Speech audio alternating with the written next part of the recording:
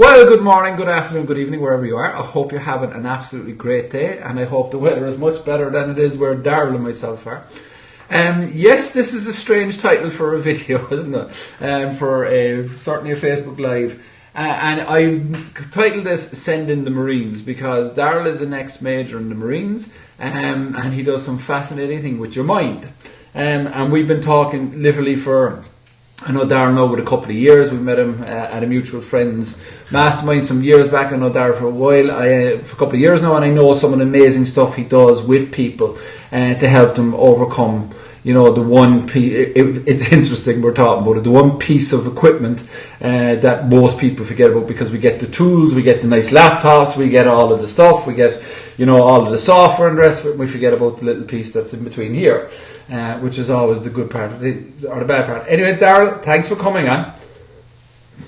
You're welcome. So I'm just going to drink a bit of water and we're just going to natter away. I will slow down my speaking because you see I'm just back from the swimming pool, so I do have my very flashy Chewbacca t-shirt on today. It says bad hair there underneath it. Looking awful hairy. Looking awful hairy. I know, yeah. It's the only way I can get a hairy chest.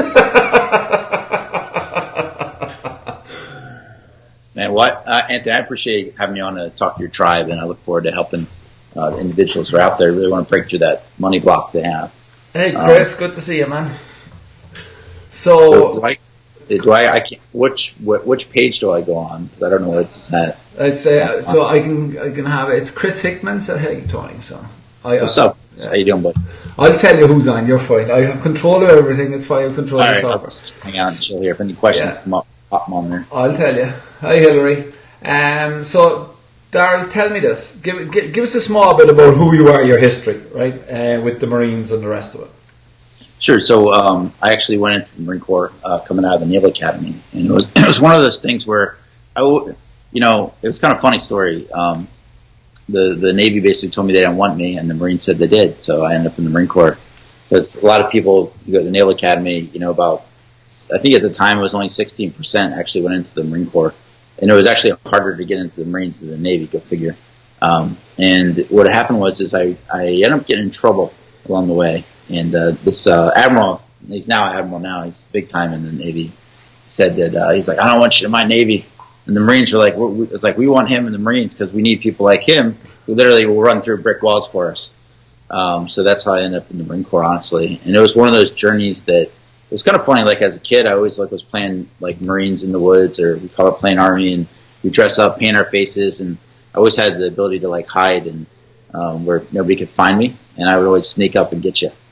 So it was even just at kind of a young age to have that mentality, and you kind of think about it later in life. And I always had this question in the back of my mind of hey, how would I actually really react if somebody was pointing a gun at me, And I didn't grow up in the projects, or didn't grow up in a scary area in the country. You guys have guns all the time over there in Ireland, right? No, this is the crazy Irish people that run around where is that? They're always bombings and stuff like that. We were getting on so well. Right, and you bring this up. So this is maybe this is just the movies they portray us Americans over here, right? So this is an absolute misnomer, right? Yeah. So we had, as what would be lovingly what's called in Ireland as the Troubles, right? And the Troubles were in the north of Ireland, right, which is a part of Ireland. Just put in there on the live. Sorry, my son just decided to walk in. So we. There were shootings. Guns are not allowed or legal here. Nobody carries a gun, right? Unless you're hunting. So you can get a shotgun. That's about it. There are no handguns legally in the country. We do not have guns. We follow the operator thing. The police are now getting... Dave O'Sullivan says, wow, lovely stereotype. Dave, we're bringing it up. So what ye heard was about this whole war zone. And not being disrespectful to the States or anything else. But there are more people killed in New York in a week than there were normally in Northern Ireland in a year, right? So it wasn't Baghdad or Kuwait or an actual war zone. It was a equal rights war which got moved around. So very, very so bloody, without going into deep history, right? Bloody Sunday, The second one that was in Northern Ireland was actually a peace march, right? And the challenge is because you had a certain address and a certain religion, you could not get a job, you could not have the same rights as other people, which you can relate back into the 60s and the 70s in the States. So that was here, and that was actually the main thing about it. So Tony's a better shot than Daryl. No, I'm not, Chris. I'm absolutely appalling. I've gone shooting on Matt's land, and I couldn't hit. About the only thing I could do to hit something was throw the gun at it. So here we would not have guns at all. Where to say, I love Rob, to give you a smile, right? I love Robin Williams' joke about it, right? Because we have the same legal system as the UK, right? Even though we asked them to remove, we kept our. You got your own law system and the whole lot. We kept we threw them out, but we kept their closing hours, their legal system, the whole lot, and their policing as well. So Robin Williams said, if you're in New York, you commit a crime, the cop goes, stop, or I'll shoot again. In England and Ireland, the police officer says stop, or I'll say stop again. So we don't have it is interesting because a lot of the history, because it was very well publicised in the States because there's a lot of money, and unfortunately there's a lot of I'm not belittling the thing in Northern Ireland. There's an awful lot of people killed, and I think one of the most fantastic human stories I've ever seen in my life. And there was a bombing in Enniskillen, and the reason I know it is I actually went through the place 2 days beforehand. And a father and his daughter were in the rubble, and they were talking while the father held, and as a dad, this still gets me, was holding his daughter's hand while she died. And that man went on national television and said, I forgive everybody who does it, it's time to stop. And that was absolutely, to me, was remarkable. So that's our side. So no, we don't have guns, my friend. The only time I see guns is when I go to Alabama with a mutual friend of ours. Yeah, that's out there shooting stuff. That goes to show, like, some of the misnomers are out there, and what's portrayed on TV and what possibly you've been telling yourself, for all these years about different stuff you have about yourself, like maybe self-doubt or putting yourself in situations where, like, oh, I wonder if I'm not having success or finishing the project or even starting that program you purchased that's out there. Because it's like we're telling us this BS stuff that, we kind of learned maybe from somebody else or a third party even. Like I had, was influenced by the television, and seeing that. So I had this misnomer. Obviously, you just kind of debunked the way I felt about, like, what actually happens over there, in the streets. But it is fascinating, Dara, when you look at the amount of influences subconsciously that we get and we don't realize it. School, parents, there's nothing like a mother's love, but there's nothing like a mother's safety net either. I don't do it because she's afraid something bad will happen. You go to school, you're taught, sit down, shut up, behave, don't think, don't cooperate, don't share, and certainly don't look at anybody else's work. And then when you come out, you have to relearn it. So talk us more, because it's a space I'm always fascinated with, the mind, even though I'm a marketer. But like we all, it's the one common thing that we all have. We all have our minds, and sometimes at 3 o'clock in the morning, you wake up in the morning, and especially when I lost my business and that, you wake up and I always relate it back to the old movies of the devil and the saint on your shoulder, the angel on your shoulder. Which one are you going to listen to? So talk a little bit about how you would you overcome the things in your mind, because definitely with the training and what you saw, like, we were talking earlier to you wanted to find out what way you would react if somebody had a gun, holding a gun to you. You're going into a position where is not natural, goes against every human instinct. And yes, you can have all the best training in the world, but you still have to be the one to do it. So how do you control the inner voice? So basically you're talking about that inner money voice that you have. And just like, whether you're a fireman, you've been trained to go into buildings, you're a police officer, you're trained to run into buildings, people are shooting, just like you're in the Marines, we're probably the most gluttons out of it. And that's why a lot of Marines become police officers. It's because you're going against the subconscious side of things, which is to actually go out and put yourself in harm's way. Because your subconscious number one thing is to actually keep you safe. And as entrepreneurs, we typically do things every day that are unsafe. We're going against, like, the security side of things. Go to school, go to college, get a good job. Yeah. So when you have somebody who, it's like, all right, I'm going to spend X amount of dollars to go on this, trip, or X amount of dollars into myself to do. And you're like, people, that security thing comes up in the background. It's like, oh my gosh, this is scary. This is scary. This is scary. This is scary. There's people that have bought courses about how to do Facebook ads, and they take the whole course, and they've invested a lot of money in taking the course, maybe thousands of dollars. Maybe they've hired a coach, but they get to that point of actually running that first Facebook ad and putting out the money for it. And it's like, oh my God, I'm scared. What about the several $1,000s you've already invested in doing this, but you're scared to run a $5 ad a day? Yeah, or they do the first one and it didn't work. Yeah, I mean, if you looked at like baseball out there, you got people who are Hall of Famers. If you bat 400, in the Major League Baseball, you're a Hall of Fame. That means that 4 out of 10 times they're actually hitting the ball. That doesn't mean they're hitting home runs every time. They're just getting on base, basically. So when you think about that, realize that people that are out there in business on that side of it, who all of a sudden one thing doesn't work and they try another thing. But there's some people, if you look at, Thomas Edison, if he would have quit trying, after 100 times, we would still probably would be in the dark ages. It took over 1,000 times of him going through and developing like the light bulb. Yeah, it's an expression you see a lot of that he said that, and I'd love to know if he actually said it. That I've now learned 1,000 ways not to make a light bulb. It was a very interesting, and it is interesting the way the mind, because we talked about this earlier, is you can get up in the morning and your circumstances are the exact same, and you can have the best day of your life, and you get up the following morning and have the worst day of your life, but the circumstances are exactly the same. The only difference is the perception of how you see them.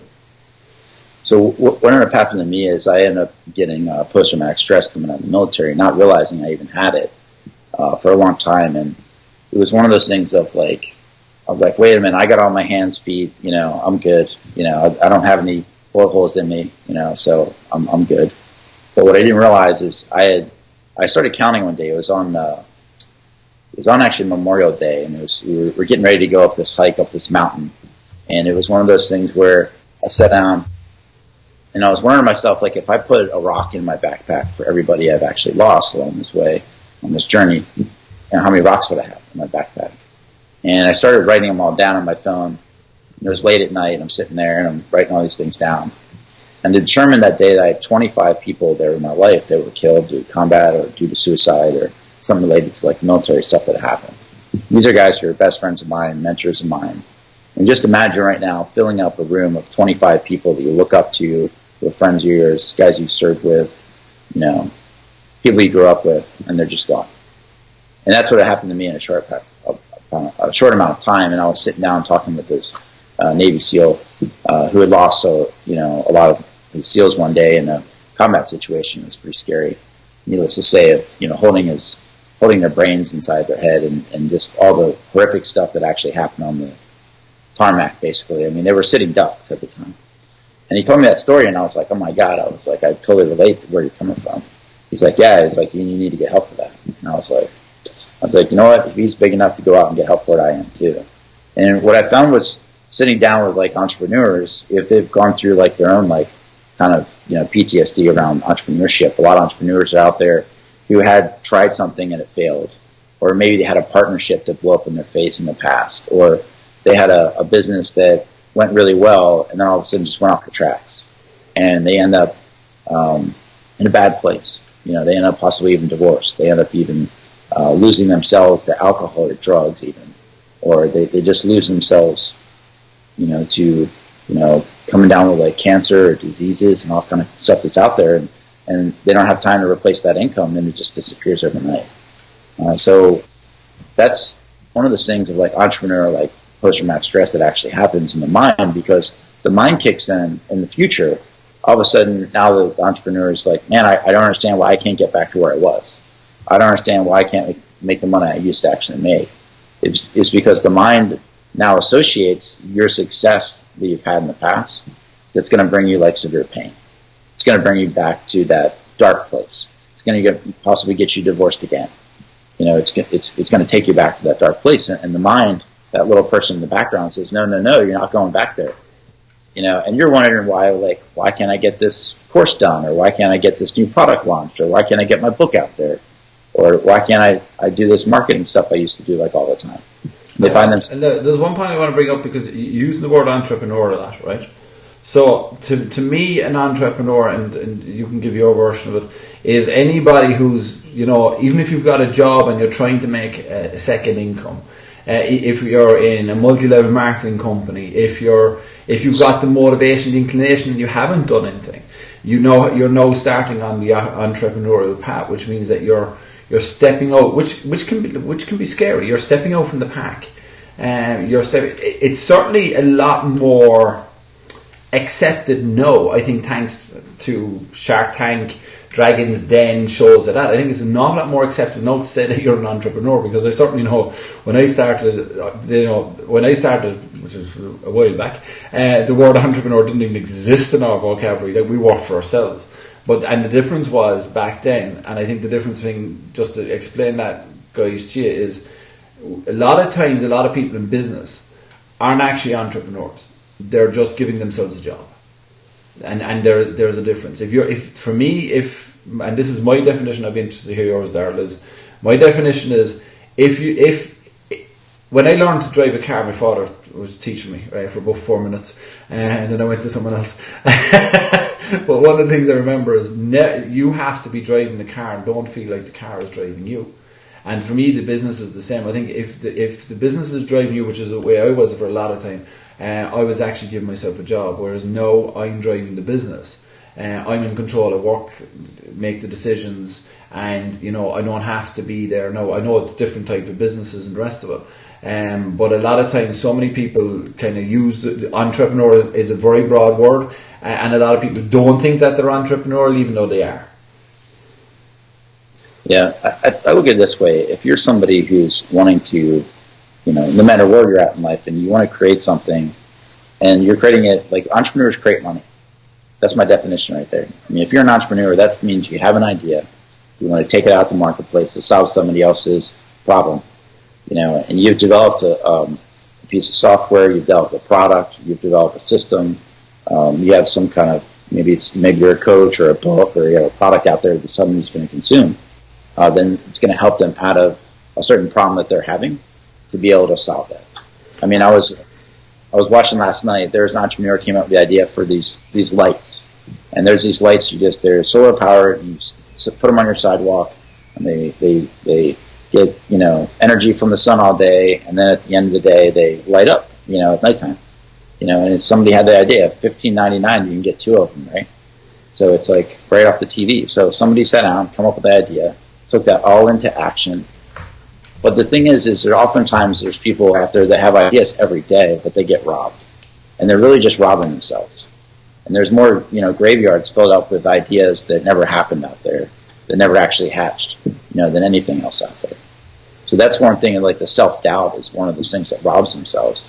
Because somebody said something along their journey which basically robbed them of their confidence. But I think self-doubt can go a bit deeper than that, because I would meet a lot of people on my journey who want to do something, who have the desire but don't know what to do, and may not necessarily have the idea yet, because if you're not in an environment to generate the ideas, then it doesn't happen. You're creative. Some people just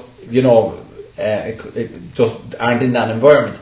And I'm thinking of one particular person at the moment when I'm thinking about this, huge ability.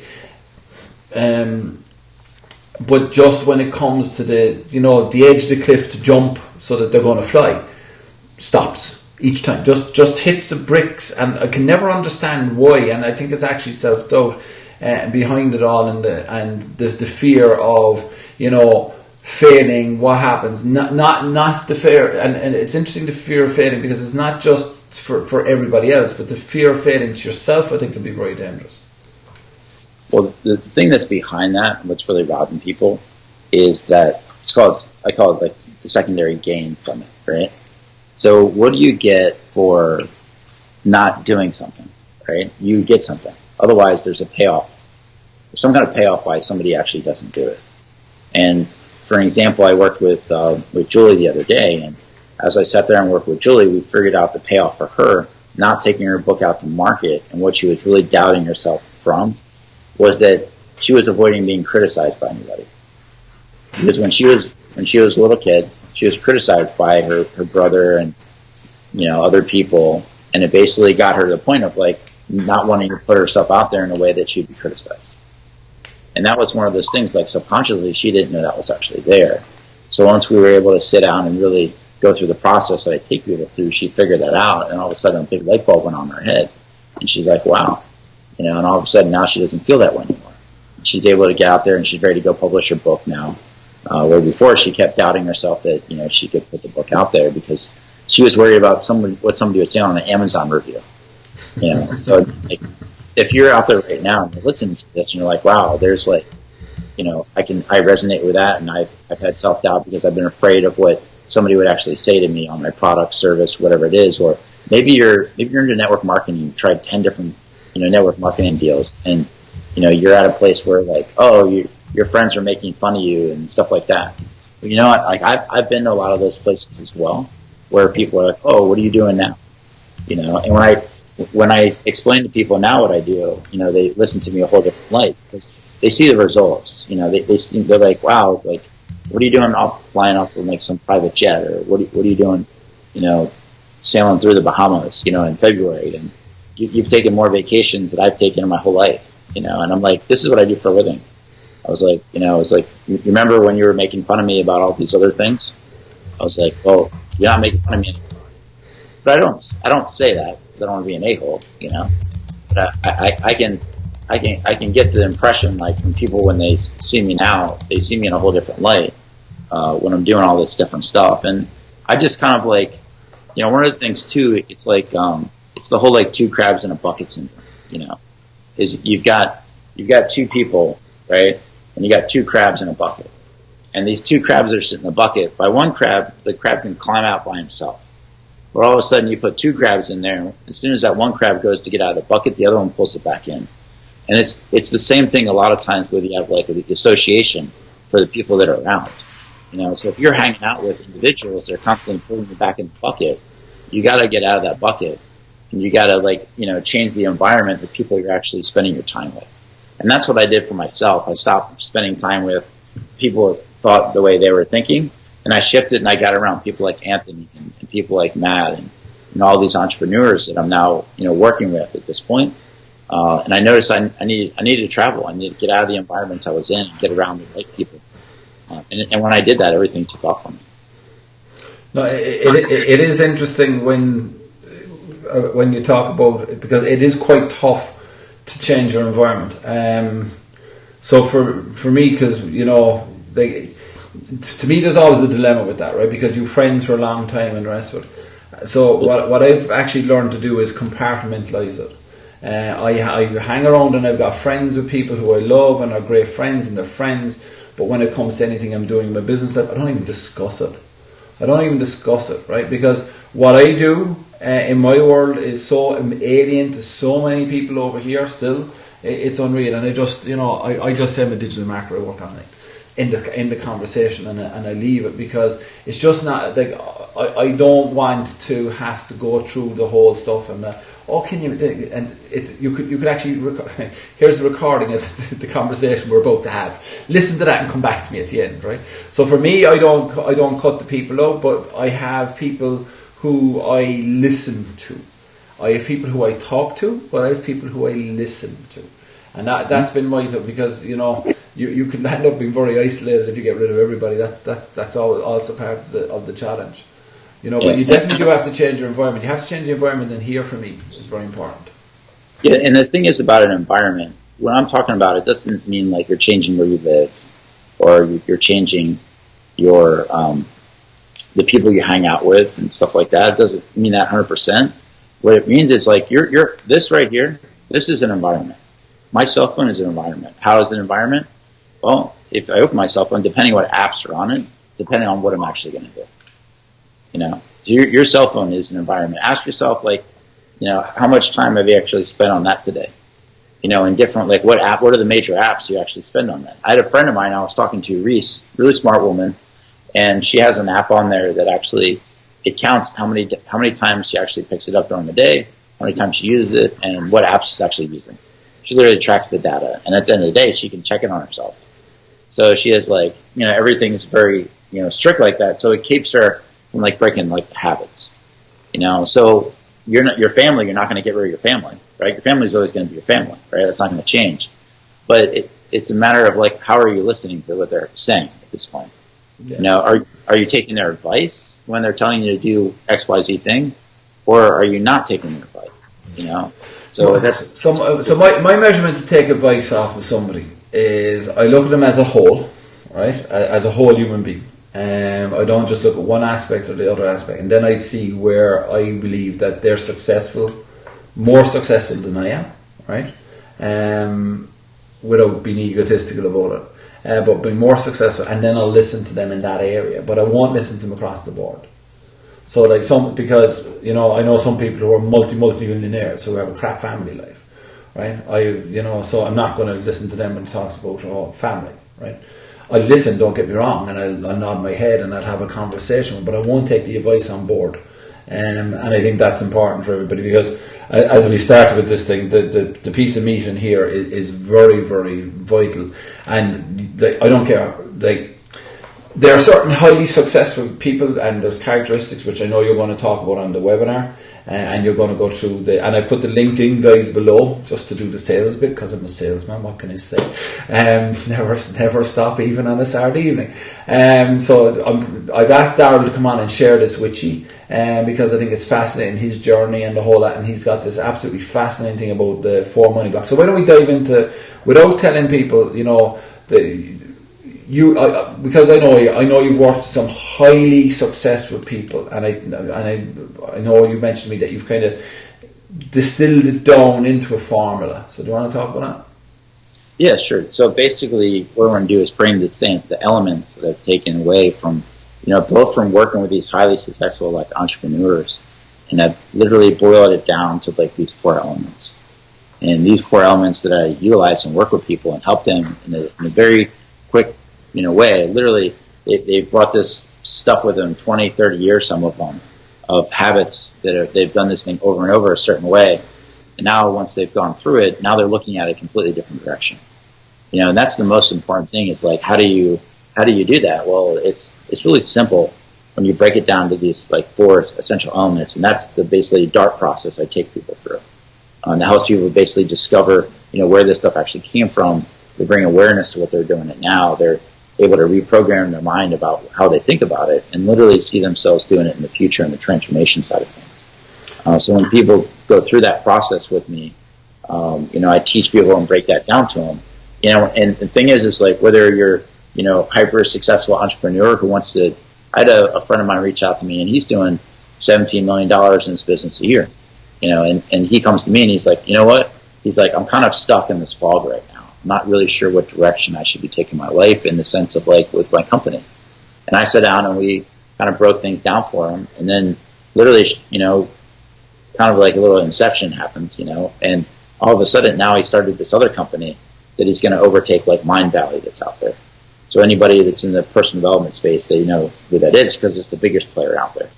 And now his mission at this point is now not to just take that company he's going to go sell for like $50 million in the future, is to overtake this other company that's worth over $100 million.